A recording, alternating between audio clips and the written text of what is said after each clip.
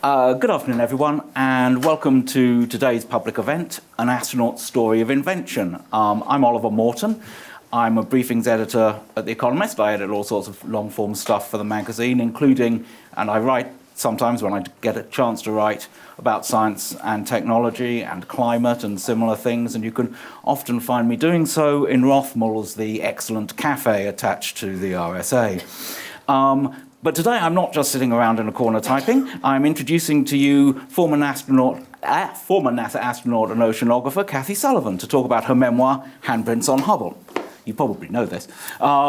This year is the 30th anniversary of the launch of the shuttle mission STS-31, which launched the Hubble Space Telescope, which probably has as good a case as any instrument for being the most influential instrument in the history of astronomy since Galileo. Data gathered on it has transformed understanding of many things, including, I think, the sheer depth and size and glory of the cosmos. And quick note before we get into the depth, size, glory of the cosmos and the handprints that Kathy has left on it, could you please make sure that your mobile phones are turned off or to silent?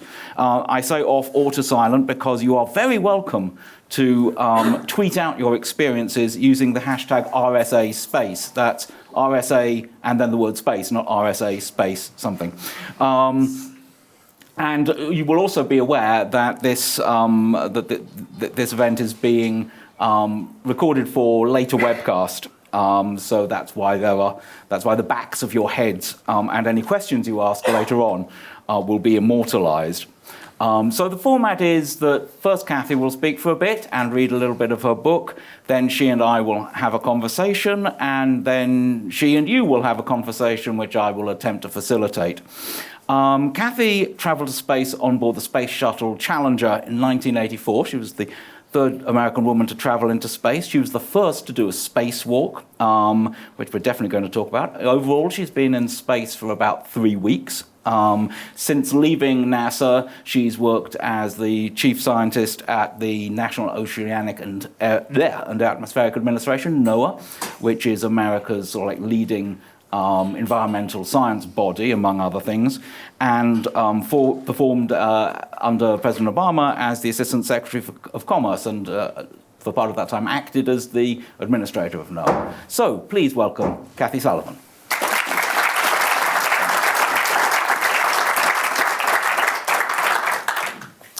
Well, thank you, Oliver. It's delightful to be here, and thank you all for coming out today. What I thought I would do, just to set a bit of tone and backdrop, I don't know if any of you have perhaps yet picked up the book, but tell you a little bit of the backstory, how the book came to be, why it came to be, and then maybe as the transition to the next phase of our conversation, read a bit from the prologue to sort of set the ambiance of climbing aboard a space shuttle to go do crazy things like leave telescopes in orbit. My motivation for writing the book was twofold, none of which was that you really needed to have Kathy Sullivan's memoir. That's a device to get the other two bits out into print for you. And those two bits were, there's a very significant chapter in the long history of the Hubble Space Telescope that I had never found written up anywhere. It had been completely overlooked. You could find a few scholarly tomes about all the bureaucratic warfare from the early 1960s to the mid-late 1970s that led to Hubble actually being approved and funded by Congress and starting to get built. You could find a lot on the other end of the story about all the magnificent images and astronomical discoveries. And you'd find a little transition bit in the middle between those two blocks that boiled down to, but oh my God, they discovered the mirror was flawed, but thank heavens they fixed it, and on we go to the glorious pictures. None of that is false, but it leaves a bit out about, wait a minute, oh thank heavens they fixed it. You don't go to a hardware store. There's not a space telescope aisle in any hardware store. You just easily go by and pick up the tools that you're going to need to repair this thing 300 miles above the Earth, whizzing around at 17,500 miles an hour, with the repairs being done by people who are wearing the equivalent of double snowmobile suits, triple mittens, and buckets on their head. So somewhere along the way in that gap that hasn't been written about, some people needed to apply an awful lot of foresight and then invention and creativity and careful engineering to actually imagine how do you do that, what architectural features, what general layout will make that possible, and then what gear and gadgets do you actually need to go do it in orbit, and how does that need to be adapted to being workable for people in those snowmobile suits and mittens and buckets. Well, that work, and in particular the bit about making sure you actually have the gear and equipment that makes this prospect of maintenance a reality, that work got done in a 5-year block of time from 1985 to 1990. I worked alongside those engineers, unsung engineers from the Lockheed Martin Corporation and different parts of NASA. They are to Hubble what the Hidden Figures computer ladies are to the John Glenn and early Mercury story. The people whose work is absolutely indispensable to how it all came out right, but whose names have essentially never been mentioned, and stories of how they came to be clever enough to do that never told. So they filling in this missing chapter of history so that people could appreciate the role that engineering foresight and inventiveness and a focus on maintenance, those 3 things play a huge role in why Hubble is the twice its lifetime success that it is. All that bit had been overlooked. And I wanted that to get into the historical record. And I wanted these really clever and delightful people I worked alongside for 5 years to finally get their due. So that's why I subject you to some of my life story as oysters to me are a vehicle for carrying cocktail sauce, which is the only worthwhile part of the proposition. My life story is the vehicle for bringing these people's story and the work they did into the record. So with that, maybe let me read a bit from the start of the book, and this is the day in which the Hubble journey, actually to space, actually began. April 24, 1990, found us right back where we had been 14 days earlier. Suited up, strapped in, and ready to go. With the countdown clock stopped at T-minus 31 seconds again. This time, the Launch Control Center computers had halted the countdown because of an indication that one valve on a pipe used to fill the external fuel tanks had failed to close. If the indicator was correct, then just one other valve was left to prevent the fuel in the tank from leaking overboard instead of feeding into the space shuttle's main engines. If that happened, we could end up too low to deploy the Hubble Space Telescope, or at an abort landing site on the other side of the Atlantic, or splashed into the ocean. The launch would be scrubbed rather than accept that risk. If the indicator was wrong, however, think of the flaky tire pressure sensor on your car, then the engine system was fine, and there was no reason to scrub. So which was it? Serious problem or faulty indicator? Go for launch or scrub? This high-stakes call fell to the launch team controller responsible for the shuttle's main propulsion system, someone I still know only by the call sign MPS. Time was not on his side. The shuttle's auxiliary power units set a strict limit on how long we could hold at this point, just 12 minutes more. In the cockpit, we listened intently as the launch team worked out the problem. MPS, what's your status? The launch director asked. The propulsion engineer talked calmly through the data on his display. The temperature and pressure readings in the surrounding lines were not consistent with an open valve. Fundamental physics said it was closed. He proposed to send a manual command, hoping this would make the indicator read correctly. That worked, but the control center computers still had a lock on the countdown clock. MPS, what's your call? The launch director pressed. I'm prepared to manually override the software and proceed with the count, he replied. With a crisp and rapid cadence the best soldier would envy, the launch director gave him the go to do that and told the other launch controllers to get ready to continue the countdown. The call we had been hoping for came a split second after. All controllers, this is NTD. The countdown clock will resume on my mark. 3, 2, 1, mark. The entire episode had taken less than 3 minutes. 31 seconds later, Discovery roared off the launch pad. Sitting on the lower deck with nothing but a wall of storage lockers to look at, I closed my eyes and took in the sounds and sensations of a space shuttle launch. The solid rocket motors, which are essentially gigantic firecrackers, made the first 2 minutes and 15 seconds turbulent and loud. I felt like I was in an earthquake and a fighter jet at the same time. The vibrations were almost bone-rattling, the thrust pushing through my back strong and constant. I felt the thrust tailing off just before Charlie announced the solid rockets were burning out, then heard the thump that confirmed they had been jettisoned. The ride was much quieter now, and as smooth as an electric train. The push against my back continued as the main engines accelerated us towards orbital velocity. 6 minutes later, they cut off as planned. The lightness of my arms and legs, and the checklists floating at the ends of their tethers, announced that we were in orbit. Although nearly 6 years had passed since my first spaceflight, I felt instantly at home.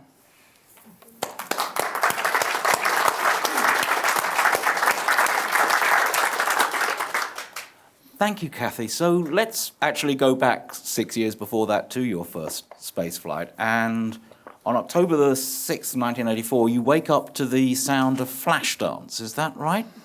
Oh, goodness, I can't remember any of our wake-up music. It's probably right. Well, according to Wikipedia, this was there you go. This was right. What's it like? What's it like to wake up in space? You know, most of us, I think, were awake and rousing about a bit before Mission Control Center officially was allowed to start communicating with us again. And you'd hear there's a distinctive tone that would signal there's a radio link opening up, and then the protocol, the custom was they'd just start some music running, kind of like your alarm clock waking you up gracefully in the morning. And when they finished, the voice would come up the loop, usually saying something innocent like, you know, Challenger, Houston, Challenger, good morning, Houston, standing by. And then they'd leave you to go about your coffee and your rest of your wake-up ritual, unless something was really very pressing. Do you ever feel disoriented? Do you ever wake up thinking, what on earth is happening? Or what off earth is happening? Or? You know, I didn't. I had, on that flight, always slept on the upper deck. Sort of ran a little tether through my wristwatch and tied it off on something else and just sort of drifted on the end of that. Because if I woke up a bit in the middle of the night, I wanted to take a look out the windows before popping back to sleep. So I'd had a lovely night of good sleep and a couple of really delightful views of different parts of the Earth. That sounds great. Give us a sense. I mean, this is actually possibly quite a good room for this. How does this space compare with the amount of crew space there was on a shuttle? Oh, vastly larger. This stage is a closer comparison. But 3 stories, 3 decks two. of it? 2 decks of it? There's 2 decks and, you know, an understory, like everyone's bad crawl space in their house that has the pumps and fans and things in it. So it's... That's only a maintenance space. So it's a pretty intimate sort of space. Cozy, yeah, very cozy. Except, you know, it is 2 floors, and it's not even, well, I guess it must be about as high as this. But, you know, you've got a lot more room in it because you don't have to have your feet on the floor. So if this is feeling a little crowded, we'll just put you up there. Right. It feels a lot roomier. But you actually got to go outside, which is something that yes. Tell us a little bit about that spacewalk. You were working on refueling a satellite? Yeah, the shuttle was advertised as being able to launch, carry things into orbit, but also either retrieve them or repair them in orbit or refuel them. And NASA was very intent in those early days of demonstrating all 3 of those capabilities. There had already been a flight to repair a satellite in orbit, and by accident with some satellite failures, there was a flight already planned to retrieve some and bring them back so the problem could be fixed. And so we got the assignment that was focused on, well, let's prove you can actually refuel. The easy part was, you know, can you make 2 couplings that will go together and let liquid go back and forth? And an early version of that had been tested a few flights before us. The tricky bit was the propellant, the fuel that pretty well all satellites maneuver with, is super toxic and super explosive. And so the judgment was, no one who owns a satellite is going to consider us a credible refueling service if we've never actually done refueling with this real nasty propellant. That's what, hydrazine? Hydrazine. Right. So for one thing, if you squeeze more hydrazine into a tank that already has some in it, if you do that too quickly, you know, raising the pressure in the tank raises the temperature in the tank. And there's a really rather low temperature that if you push hydrazine to that temperature, it will just spontaneously explode with no added help. So you've got to have your thermodynamics right, and you've got to have good control over how quickly you're adding new hydrazine in. And this experiment let us do some of that thermodynamics experiments. And then the other thing is, because it's so toxic and so nasty, do you really have the equipment that will let astronauts open up a fuel tank that's already got hydrazine in it, put a fuel line in that also has hydrazine in it, and be confident they won't get contaminated on their suits? Or, if you get contaminated on the outside of a spacesuit, you're safely sealed inside. But you come back into an airlock with some of that stuff on the outside, and you repressurize the airlock. All the little hydrazine frost on the outside of your suit will go into the vapor in the air. And the tiniest bit, about a fingernail's worth of hydrazine ice, if it circulated back into the shuttle's cabin, was reckoned would at least sicken everyone, and possibly be more dangerous than that. So can you really invent tools? Think of it this way. The challenge was, I want you to refill the gas tank on your car without ever touching the gas tank. Always having at least 2 barriers between you and the gas tank. But somehow you've got to insert a new fuel line in. And so that was the clever engineering problem we had to solve for that, was how do you make a gadget that will let you do that? Sounds absolutely terrifying. It was fun. So tell us about the fun. So it took you 3.5 hours, yes? You were working presumably with a partner? Yes, which is quite short by spacewalk standards, actually, but that was the confines of our test. And then there was a fairly minor problem with one of the space shuttle's antennas that we needed to do a bit of an adjustment to as well. Every astronaut, all flights are great flights. You want to fly as soon as possible, as long as possible, high inclination to see as much of the Earth as possible. And rule number 5 is get a spacewalk if you possibly can. And only a quarter to a third of people who become astronauts actually ever end up outside on the spacewalk. To get to put on your very own body-shaped spaceship, you're pilot in command of your own spaceship, move around in the flexibility of zero gravity, not in a water tank where you can simulate it pretty well, but actually with the planet going by right up there, and then have always pretty challenging and fascinating work to do. It's a very coveted thing to get to do if you're the kind of people we are.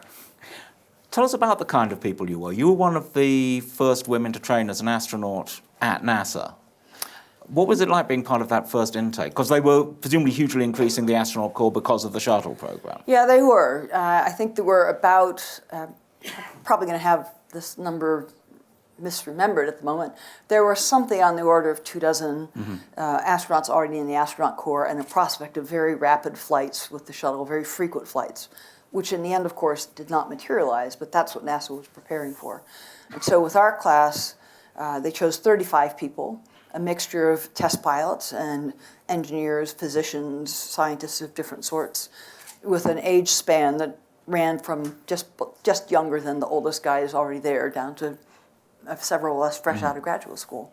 I think, if you walk into an organization as the first strange person there, the first person of color or first woman or whatever, and you're very junior, you're likely to get all of the teasing and hazing that anybody in that organization might get as a junior person, and a double dose, somewhat because people are just snarky, and sometimes because someone maybe is testing to see if you've got what they think it takes to succeed in this organization. But if you walk in that organization as the admiral or as the CEO, you're going to probably be treated the other way around, because there's only a certain way you treat admirals and CEOs. Even if I haven't seen one that ever looked like you, I'm probably going to start with that presumption of competence and respect. And I think we got that treatment with almost zero exception, I would say.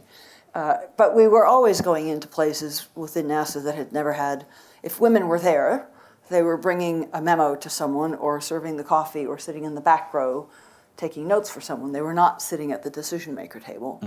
And I think we all quickly learned to be smart about that, and because we were now representing the crew. We were not yet on flight assignments ourselves, but we are representing the astronaut corps. So you had to claim your place. And so I would usually do that by introducing myself to the chair of the meeting and basically de facto enlisting that person, always a man, to say, and let's be clear, Kathy Sullivan is here now representing the crew. Well, suddenly the whole room is sort of on notice. You can stop wondering why this woman's sitting at the front table. It's because she's representing the crew. Is there any difference between the astronauts who have flown and those who haven't? Is it something people are very aware of in the Corps? Yes and no. I think when you're the one who hasn't flown, it's partly eagerness and it's partly awareness that, a big disaster or an engineering problem can put a long delay in your wait time to get to go fly. That is the experience and the opportunity everyone's keen to have, of course. But it's not a look down on the others who haven't. It's more striving and reaching and hoping that the experience doesn't slip away from you too much. So would you have been able to do the work that you did cooperating with the people at Lockheed and I guess Huntsville. Elsewhere, Huntsville, Yeah. On the tools for the space telescope maintenance? Would you have been able to do that without having had the experience of doing a spacewalk yourself? Yes, to a degree, but certainly having worked with the suit in actual zero-G, it added some more nuanced insights and certainly some confidence. But I think the water tank training and any experience even on the ground in the suit, if you spend time inside the suit, you really become aware of it. It doesn't let you move all the same way as your body can move. It sets some real limits on what you can reach and what you can do. However strong your grip is, naturally, just squeezing your hand closed in the suit takes about half of your strength. So the amount of strength you're going to need, or the amount of force that it doesn't make sense to build tools that require really high grip force, like to prove that you have a strong grip. Mm-hmm. You want to level that down so that you're not fatiguing everybody's hands. You're moving hand over hand. You're clasping and unclasping tethers. So a spacewalk is hundreds and hundreds and hundreds of hand grips that are like those spring grips that you might use to strengthen your forearms over, for us, a 3.5-hour period up to an 8-hour period. So if you're a designer designing a work site and tasks and tools, you want to be thinking about how do I make the forces required as low as possible, but the fasteners and things as firm and reliable as possible, because I need these two people to be able to do hundreds and hundreds and hundreds of hand grips over 8 hours. If I wear them out in the first hour, we've lost the rest of that work time. And I can tell you, as I describe in the book, the very first time I got in a spacesuit and worked underwater, it was a badly designed task, especially for doing it in the water. And I think we did 4 hours underwater, after which, my hands were cramped for about 3 days. I could scarcely pick up the soft drink can that they had waiting for me when we were done. I'm just exhausted, spaghetti hands. Mm-hmm. You were saying that your spacewalk was reasonably short at 3.5 hours, but that was still time to go, what, twice around the world? More than twice. Yeah. Do you not get distracted? If you want to do a second spacewalk, you better not get distracted. Did you get, I've had the great pleasure of talking to Rusty Schweikert about this, and he had the sort of like slightly weird experience of being outside the spacecraft with nothing to do, because someone else was moving around inside and he had unprogrammed time. Did you have any of that luxury? I had just a couple of snippets of unbroken time. The way our flight was originally planned, our spacewalk was going to be on about the third day of the mission. And the highest priority cargo element that we had with us was a large synthetic aperture radar, a big antenna about as wide as this room. And it put so much power out as it was trying to image the Earth that radiated power would mess with the computer systems that run our spacesuits. So in the original flight plan, as soon as we were ready to open the hatch, that instrument had to shut down and had to stay off until we came back in. And so we had trained to really move very swiftly through our timeline and minimize the impact on that payload, just out and tickety-boo and get back in.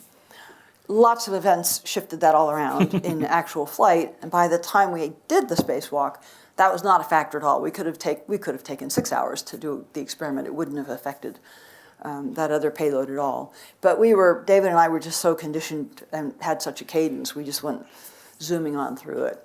But our commander, Bob Crippen, who was on his third flight, so real veteran, and one of his flights had a lot of spacewalks on it. He saw us, beetling out of the hatch and just going right into our rhythm and going about our normal stuff. And he actually ordered us to stop for a moment in the first couple minutes of the spacewalk, and truly said, look around. There's no water here. There's no scuba divers, which you have all around you in the training tanks for safety. There's no scuba divers. That blue thing up there is not the top of the pool. It's the Earth. Stop for a minute. You really are here. You really are doing this. Because when you maneuver in a spacesuit, like I said, you're moving hand over hand. And your field of view is full of whatever structure you're moving around. If you're moving along the shuttle like this and you want to see the Earth, you have to move the shuttle out of the way and pivot your whole body to see the Earth. So you can do a long spacewalk crawling around the station or the shuttle, and you could come back in the hatch and kind of not have noticed there was a planet out there. Crippen wanted to make sure we didn't do that. That was very decent of him. It was quite decent of him. Do you remember which bit of the Earth you were over when you stopped and looked out?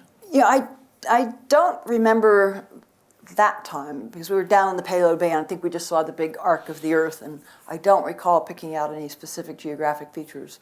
But later in the spacewalk, I had to maneuver from one side of the shuttle to the other along an improvised pathway. And in the middle of making that transit, our crewmates inside were going to capture a scene for the IMAX movie, The Dream is Alive. And so they needed me to not move too quickly across the bay, because I hadn't got the camera quite set up yet. So that was the other sort of, hey guys, wait a minute, hold on there a second, we're still setting up. And that gave me, it felt like 5 minutes, it was probably 2 to sort of look around. And I do remember seeing a piece of Venezuela go right between my boots. You've done a lot of diving as well. How does the experience actually compare of weightlessness in space and floating in the ocean? Well, I've done both. So scuba diving is a very good comparator to spacewalking.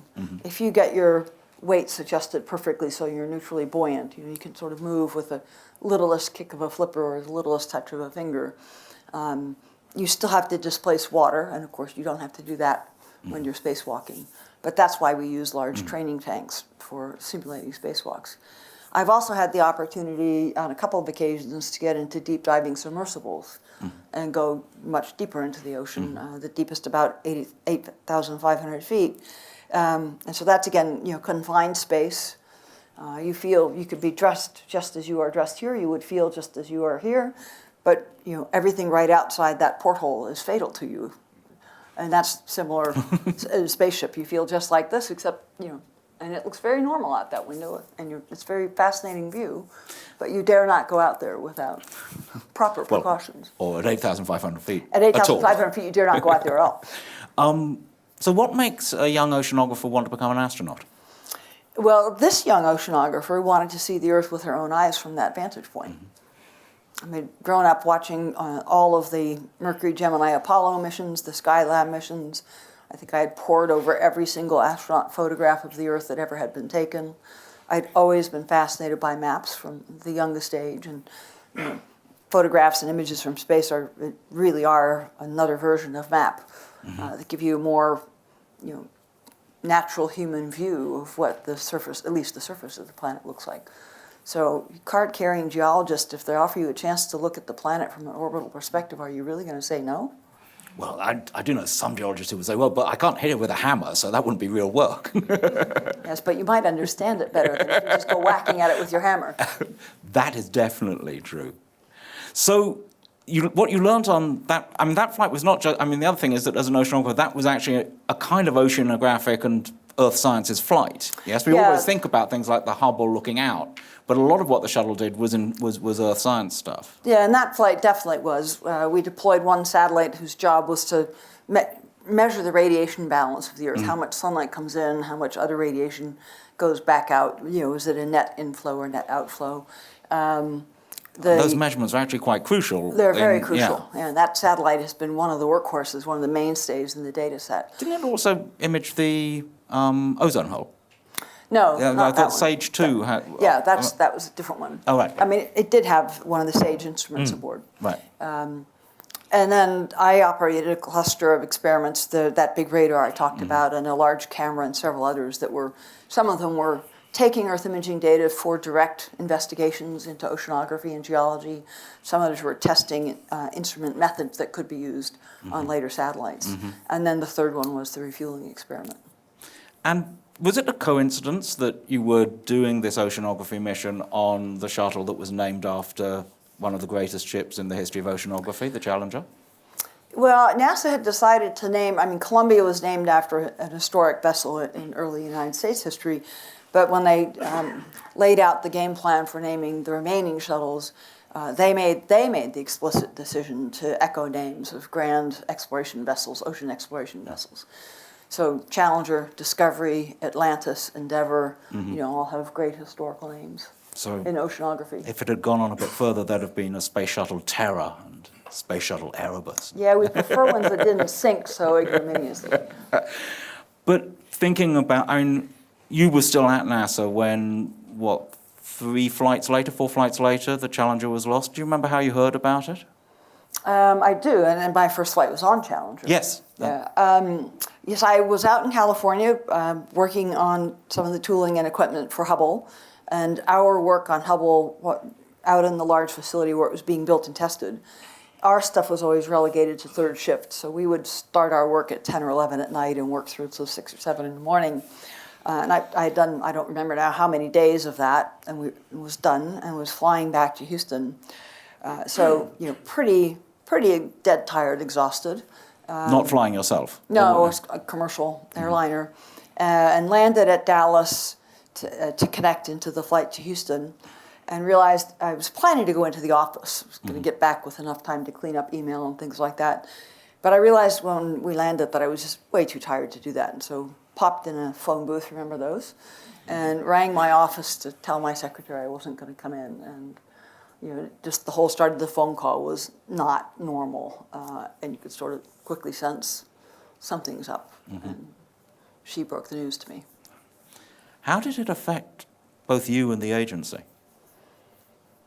Horribly, devastatingly. The world stops. It feels, like someone drove a train right through the middle of you. Just, I think it gutted everybody. It's interesting. I was talking recently to someone at NASA who said that for her generation, that was what made her want to go and work at NASA. The idea that this terrible thing had happened and there could be people who would help work to make sure such things didn't happen again. I think actually the current NASA administrator has said something similar, Jim Brownstein, which I think is interesting contrast, that this idea that rather than making people, to some extent it reaffirmed people's sense of commitment to it. Was that? I think for many of us, certainly for me, I felt that way. My own equation for why I applied to become an astronaut was and I thought this through for weeks before even filling out the application. It's an inherently risky thing. You're signing up to ride bombs for a living. You've got to be very clear-eyed about that. I'm applying in 1977, so the United States has been through several years of debate and controversy about should we even have a space program? Isn't it a lot of money? Couldn't you spend that money better here on Earth? What's the purpose and value of spending it in that way? And so I really thought carefully through all of those things. And for me, I believe the value and purpose of driving the technology to be able to do new and different things in space, the things you can learn from space about the Earth, things you can learn in space about growth, biology, human body, the things you can learn about the cosmos, and all of that collectively has, to me, considerable value for science, for humanity, for the advancement of my country. The chance to see the Earth on a personal level, to see the Earth from my own eyes, to be a part of some grand quest that is, I think, great and noble and bigger than any of us, that was attractive. And you've got to, you individually have to do what's the value of all of this as you reckon it. And it might just be you want to be famous, it might just be whatever, but that's what, you got to reckon that up and lay it against the risk will never be zero. And this is all an enterprise conducted and managed by human beings, and human beings make errors of omission and commission. They just do. That's never going to be zero. So do you have enough confidence in the competence and integrity and intentions of all these people because you're not going to get to check them all, and you're not going to get to interview them all, and you're not going to get to poke the tires on all of it. You just got to do that and decide if the value is worth the risk. And I had concluded that it was. So when Challenger exploded, and there was this wave of angst and anguish and and lots of political recriminations, there was a moment where I seriously wondered whether the political decision would be, well, let's just stop that. Well, this was fun as long as it was fun, but now that we've had one bad result and a horrible TV moment, let's just knock it all off. And if that had been the decision, I don't know if we ever actually were close to that, but it felt to me for a while like it actually could happen, that would be the decision. And then I would have felt like I had been suckered. Right. That we'd actually been doing this to make good, fun television, and as soon as it became not fun, we were just going to stop. And that was not why I was willing to take the risks of being a part of it. Am I right in thinking that none of the astronauts left? No, none. No. I mean, it's a little bit, this is going to sound a bit melodramatic, but if we had quit flying then I would have been even more devastated because my classmates would have died in vain. Right. And we're not about to let that happen. You flew on the Challenger when you flew on its sixth flight. You flew with Sally Ride, who went on to work on the investigation into the Challenger disaster. You, however, worked as part of the Payne Commission on what America's future in spaceflight would be.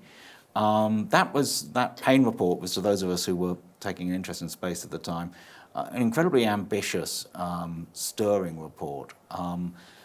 And for instance, it would have had Americans back on the moon, and Americans and others, by 2005 and on Mars. What do you feel looking back at that sort of like enthusiasm of those days? Were you just over-optimistic? Was there something fundamental you weren't understanding about the world? Or? No, I think we knew our best bet was to paint a somewhat daring and aspirational picture. And we knew the determinants invariably will be political will and money. There was technical solutions were clearly in hand or feasible by those timeframes. So we made a conscious choice to not give everyone too much wiggle room, but say, there are reasons to be bold and aspirational about your interest in space. And here they are. And it was exploration and commerce and fundamental discovery. And this could be what you can do in these timeframes. But you've got to just really commit that it's important and stick to it and provide proper resources for it. The three thrusts and many of the whys and wherefores we describe in that report have been validated over and over again. They come back round and round. I mean, they're like the DNA of spaceflight. Right. They keep coming up because they really are the determinants in the value proposition. And they get captured over and over again in great aspirational statements by successive presidents that, as with our report, get the bold statement and the nice artist concepts and the big press release, and then not the public mobilization and not the political mobilization and not the funding to actually get it done. Now we have the new American program for moon missions is consciously about the idea of women going to the moon on the basis that, in fact, you as someone who flew up to the relatively high orbit of the Hubble, you must be one of the women who's been furthest from the Earth. Is that right? Because so I have a dear friend in Columbus who refers to me as the most vertical girl in the world. And I have another dear friend who's composing the lyrics to the Richard Rodgers melody. So well, okay, that takes it down. The idea of making the role of a woman in returning to the moon central to the way that how do you feel about that? Well, I think the population statistics of the astronaut corps say, well, of course that's going to happen. I suspect to a fair degree it's a bit of a political gesture to try to capture some extra political attention and sort of change the equation on the prospect of making the Artemis push really happen. A little more inspiration for younger, I mean, those are all fine things to do, but the fundamental equation of is the country and via the Congress actually going to subscribe to that and rally around it and provide the support needed to do it that's the litmus test. What about the private? I'd have to take my shoes off to count how many presidents have done the same press release, artist concept, bold statement.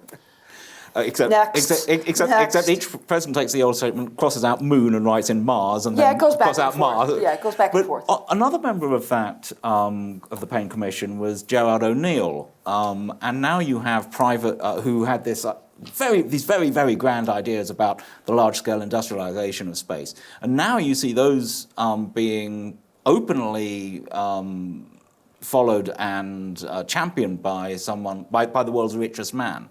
Do you think that that's actually the way that space is going to go, that it's going to become more a matter of private enterprise, less a matter of government-led initiatives?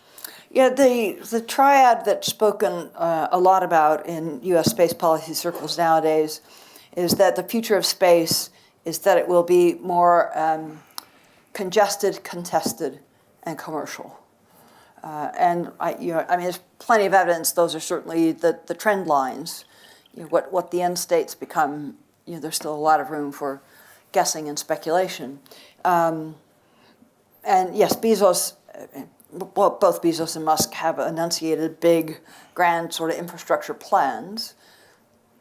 What they're still laboring rather mightily to get done is just frequent, I'll make a distinction in a moment, frequent access owned and operated by commercial outfits from the surface of the Earth to about the 200-mile point. That's a critical first step to any larger scale industrialization, but that's a very meager first step, and it's not yet massive heavy lift. And the distinction I would make is that Musk in particular is getting up the curve to where he's making it frequent. It's never routine. Mm-hmm.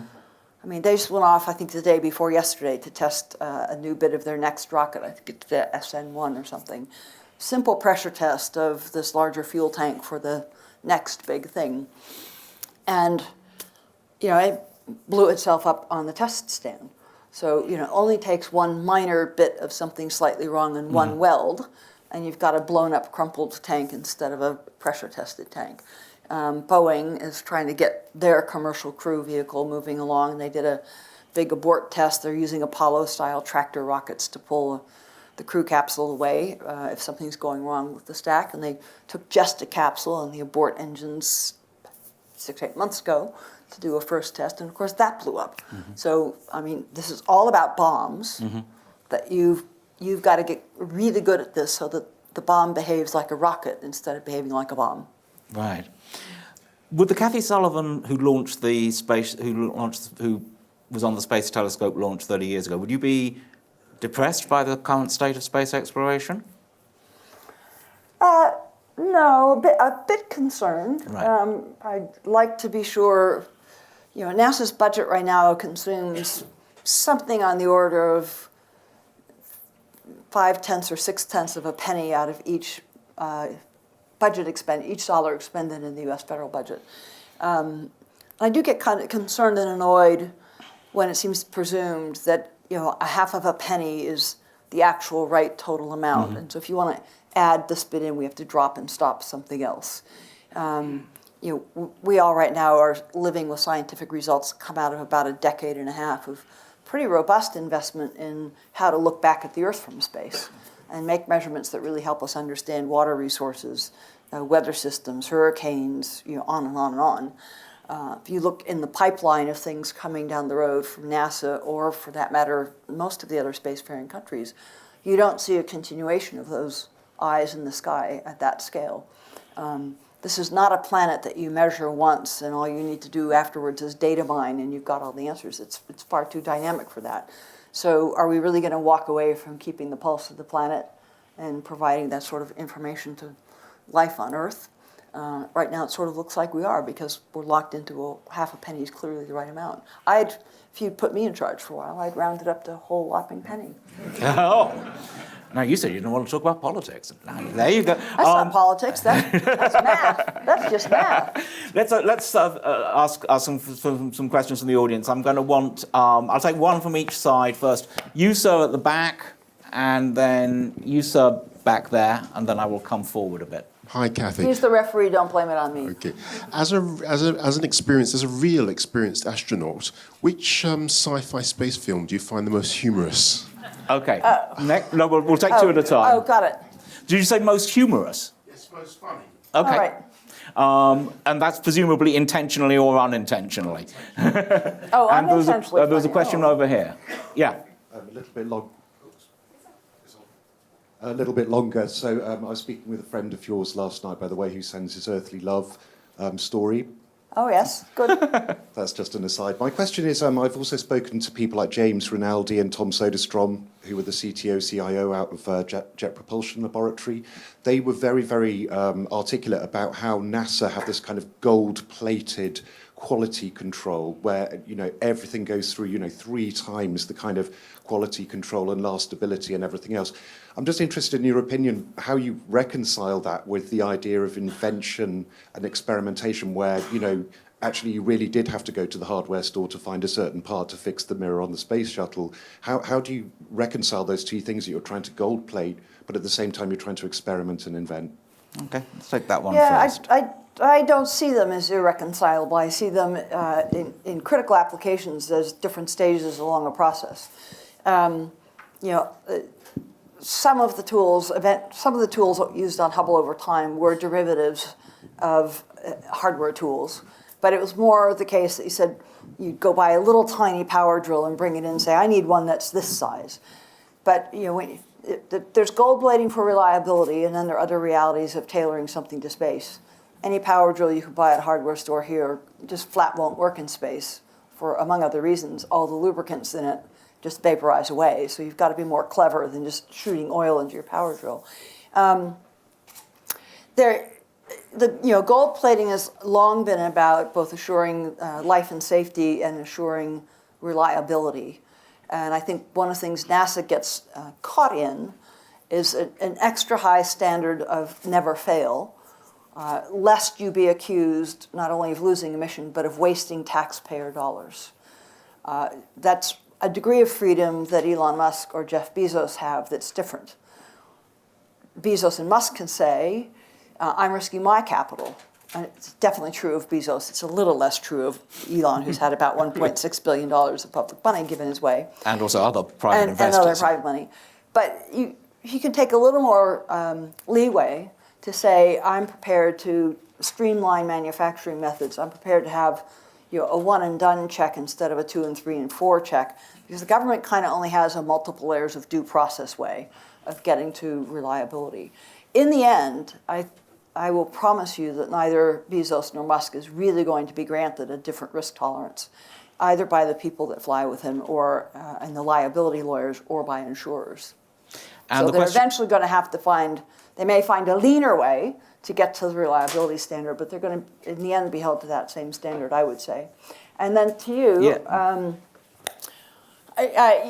not a super good movie buff, so I'm not the best person to ask this question of. I think the funniest overall space movie I ever saw was Space Cowboys, but I think that was deliberately funny, not inadvertently funny. I would say the biggest groaner in the worst kind of meaning of being a groaning film was Gravity. So the premise of Gravity is a clearly semi-competent, breathless astronaut is working on the Hubble.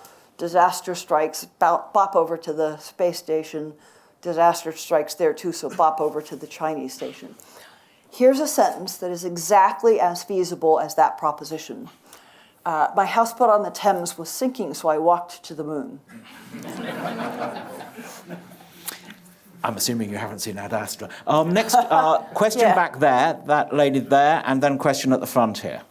I'm interested to know how the body clock regulates itself when particularly light is a trigger. Okay. When you said contested, congested, commercial, that all summed up to me as competitive. But to achieve what you have to achieve, when you were describing the people behind the scenes, it sounded like collaboration. And that's also true at an international level when you're working with Russians and Japanese or people you're about to go to war with. Is collaboration a default requirement, or is it something that must be taught or even improved upon? Body clock. Oh, no, let me think that one a bit, so I'll go to body clock first. in the space shuttle era, we ran missions on basically a stopwatch timer called mission elapsed time. And what your liftoff time would be set by lots of factors related to the payload or what orbit you need to get into. So it might be that you're going to lift off at 4 in the morning, in which case, get up at 1 in the morning, in which case go to bed at some other odd time. And we did end up using some of the light management therapies in the week of quarantine leading up to the flight to be sure everyone's circadian rhythm was really fully shifted onto that pattern. My first 1 or 2 flights, it was just sort of, you've all been in grad school, stay up all night, figure it out, be ready to go. But eventually NASA got more regular on that. Space station with so many, it's been up there for 20 years and participants from all around the world. So that mission now, it maintains a mission elapsed timer clock, but the day-to-day operations now are on GMT. But the other factor is you're going around the Earth every 90 minutes. So your 24-hour day does not have 1 sunrise and 1 set. It has 16 each. Cooperation, competition, congestion. Yeah, Collaboration. Yes, thanks. There are niches and roles and opportunities for all of those, I think. There are natural competitive tensions, even within the astronaut corps. There's a kind of an ethos that presumes some competitive it presumes that some competitive tension is always the best way to bring the best out of people. It is a way to spur people to higher performance. It's not always the best way, and it's certainly not the only way to get people to higher performance. I think you invariably you're at least competing with performance standards to reach a high level. And it's rarely the case that any one human being has all the smarts and answers between their own pair of ears. So some degree of collaboration and learning within teams of different size, I think, is imperative. There's still a fair degree of cooperation in civil space activities across many countries. Some of the geopolitical tensions block certain of them. Used to be blocked the US and the USSR. That's now a little more cooperative. Now the big tension is with China. But if you go over to the military and the intelligence domain, it's much more clearly a competition for superiority, and at least for the ability to take advantage in space, should a country choose to. So if I'm China and I'm wanting to know I can always take advantage of the United States or of the European Union if I wanted to, I want to know that I can dominate their space systems at the time and place of my choosing, because they're very dependent. Their countries, their civil society, and their militaries are very dependent on space assets. And I can level my competitive playing field substantially if I can blind them or disable some of their space assets. Within the astronaut corps, there must be an interesting tension, because I imagine that the people who become astronaut trainees are extremely competitive people, or they wouldn't have got that far, but they're training to be in a very collaborative work mode. Yeah, I think the astronaut corps is uniformly people who are driven, goal-oriented, purposeful, not sort of sales, marketing kind of people where everything is negotiable. There are clear things, there are standards. But again, it's one thing to be competing partly with yourself to drive to your best. It's another to be trying hard to be sure I elbow you out of the way or crawl over you. So you've got to find a way that you can have that vying for the best, and you're not going to let each other settle for a weak answer. So if you're running an experiment that sort of is yours to run, but you're about to do something stupid, or you're not thinking something through clearly, we're not going to sit by and say, well, it's Oliver's turn. Someone's going to step in and say, that's not the best we can do, and drive you or spur you to move on and come up with a better answer. Another couple of questions. You've been very patient, sir. And then the person behind you, man, who's smiling at me And this lady here? ingratiatingly. Sorry? This lady here, And I will then come to you two. You two will be the last two, I imagine. Assuming that humans return to the moon in the mid-2020s or late 2020s, how many decades are we away from a lunar base being established, and will NASA or private enterprise get there first? So what was the second one going to be? Up there, yes. Thank you, and thank you for your captivating talk. I was curious to hear what sort of the American space program thinks of the British space program over the last few decades, particularly contributions to Earth science. I think in the NASA arena, the main awareness is at the ESA level rather than at the national level. And that, of course, has been very substantial cooperation, also with EUMETSAT for weather satellites. The whole set of constellations it takes to make the measurements that anybody needs to do a weather forecast have been divvied up and shared out in a very productive way between Europe and the United States for quite some time. So that's a very highly trusted and regarded asset. And human spaceflight, similarly, contributions to the space station, scientific contributions, crew members, very, very capable, respected crew members from many countries. Tim Peake most recently and notably from Great Britain. Someone I flew with on my third flight and was a long-time squash partner was actually part British. He said, which way around was it? British mother, American father, I think, Michael Fole. So, yeah, very, very much appreciated cooperation. And the solar arrays we had on Hubble at the beginning of its lifetime, the first 2 sets, they were actually built down the road at Bristol by British Aerospace. Do you think zero-G squash would be something of a game? Oh, yes, it would be great. And the other question was NASA or a private moon base? Yeah, I'm a bit of a cynic about this. We're going to build large infrastructures at the lunar south poles because there's water ice there, and there's helium-3 and measurable, notable quantities in the lunar regolith. And there's gold in lots more parts of the Earth than we bother mining because it is so finely dispersed. And the infrastructure it would take and the volume you'd have to process to get any meaningful quantity is really daunting and far from economical. And that's with many mineral resources we know here on Earth. So, I want to see what's the market demand function that's going to make it worth lifting all of the mass that it takes to create an oxygen extraction plant or water extraction plant, a helium-3 extraction plant on the moon. What's the national purpose, political purpose, or the market purpose that's really going to drive that? And the only case statements I've seen are, well, if you can make your fuel there, then you can go further with less push and less difficulty. And that's true and fair enough. But you've got to convince me who's going to build the gas station because they really are committed to the purpose of going even further and sustaining some presence much further out. So I think it's a many decades proposition unless something is found that changes the energetics or changes the concentration that we think we know of those resources. There are not large icebergs sitting at the south pole of the moon just waiting to be melted. Yes, you, sir? Space junk.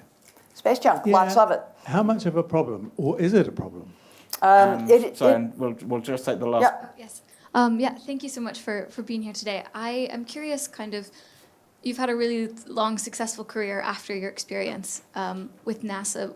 How have you understood coming back to Earth from such incredible experiences, being in space, and how has that shaped your understanding in your own career and the legacy you'd like to leave? Thank you. Space junk. There is a lot of stuff up there. I think the current number is something like 20,000 objects being tracked by different space radars. That means there are things sort of this big and larger. But there's a whole lot of more comminuted, fine fragment stuff down to probably poppy seed size.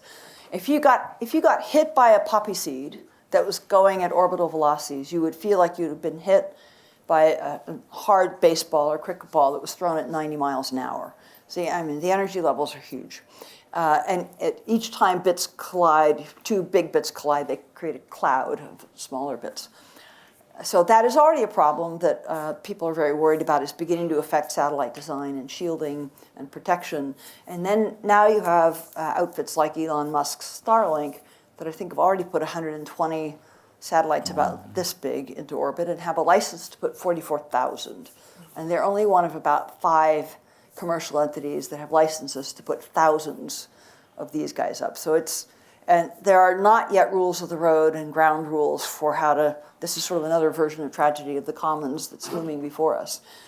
It could be possible to so foul our own nest that the hazard of launching anything out into orbit for geostationary comms or Earth remote sensing or military purposes would rise dramatically. So it's lots of worrying about it, some gnashing about it in international fora, but no clear pathway yet to set rules for, there are rules for national entities, there are not rules for commercial entities. I started as an astronaut when I was 26 and I think sort of dimly knew this is likely not something I do till the very end of my days. And along the way I realized, don't ask me quite how, probably studying other people who'd gone before me, this will undoubtedly be, I will undoubtedly never do anything else in my life that gets as large a headline as the things I've done as an astronaut. But that it is not the only worthwhile and valuable thing to do in life. And the ingredients of succeeding at the challenges I took on as an astronaut are maybe more dramatic or sort of, in a sense, larger scale variants. But people on Earth take on very much the same ingredients of challenge every day in life in all sorts of ways and manners and form. And so something that's motivated me since coming back is to sort of disabuse you of the notion that I've done something unlike anything you have ever done. I've done something in a more dramatic setting that got a bigger headline, but you have done things like this. You actually have seen some of the same challenges and worked through some of the same problems. So there's not that much separation. And if I can maybe shine some of that light on people who are just making their way in the world or working their way through a problem and say, this is cut from the same cloth. What I did and what you've done, it is cut from the same cloth of meeting the challenge of the human condition in a human life. And you've got this. Thank you very much. Now, I'm going to have to wrap things up now, unfortunately, it being 2 o'clock here and everywhere else in this time zone, at least. If you'd like to know more about the RSA, sign up to the website, and they'll tell you lots about the RSA. Go up to the cafe upstairs, and you'll see lots of people that I see every day, and they'll make you a very nice cup of coffee. And if you ask a fellow how to become a fellow, they'll probably be nice to you about that as well. Before you go up there, if you want to buy a copy of Handprints on Hubble, then miraculously, there happen to be some copies right outside the door, and I believe that Kathy will be very happy to sign them. But for now, please join me in thanking Kathy for a wonderful hour. Thank you.